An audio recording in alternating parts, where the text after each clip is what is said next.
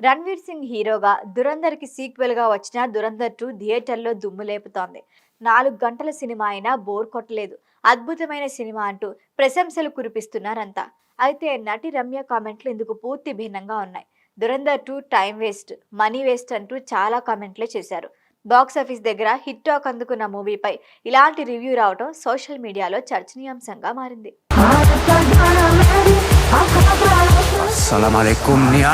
Ranveer Singh Adityadhar combination లో రూపొందిన cinema Dhurandhar దేశభక్తి బ్యాక్ డ్రాప్ లో తెరకెక్కిన స్పై యాక్షన్ థ్రిల్లర్ బాక్సాఫీస్ దగ్గర భారీ కలెక్షన్లే వసూలు చేసింది. ఈ సినిమాకు సీక్వెల్ గా వచ్చిన దురందర్ 2 పై కూడా పాజిటివ్ టాకే వచ్చింది. విడుదలైన అన్ని ఏరియాల్లోనూ భారీ వసూళ్లతో దూసుకెళ్తోంది.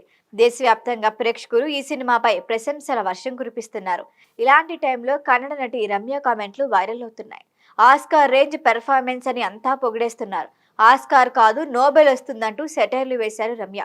దురందర్ 2 సినిమాపై తన రివ్యూ ఇదే అంటూ రమ్య అలియాస్ దివ్య స్పందన ఎక్స్లో భారీ పోస్టే పెట్టారు. ఇప్పుడే దురందర్ 2 చూశాను. వావ్! ఓ సినిమా సహనాన్ని ఎలా పరీక్షిస్తుందో ఇదే ఉదాహరణ. అంతులేని అధ్యాయాలతో ఉన్న అత్యంత విసుగు పుట్టించే స్కూల్ బుక్ చదివినట్లుంది.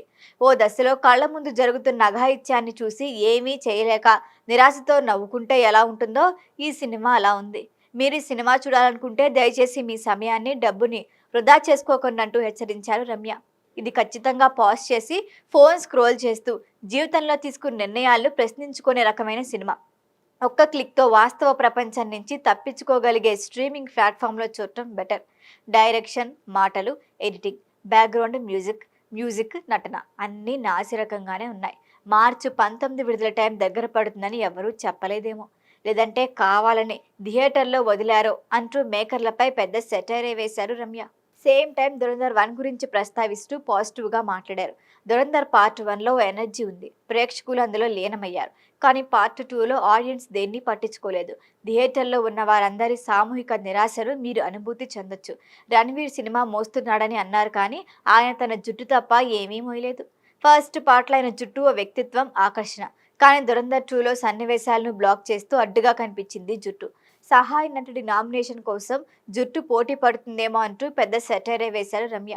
ఇక సినిమాలో హింస గురించి చెప్పుకునేందుకు మాటలు సరిపో.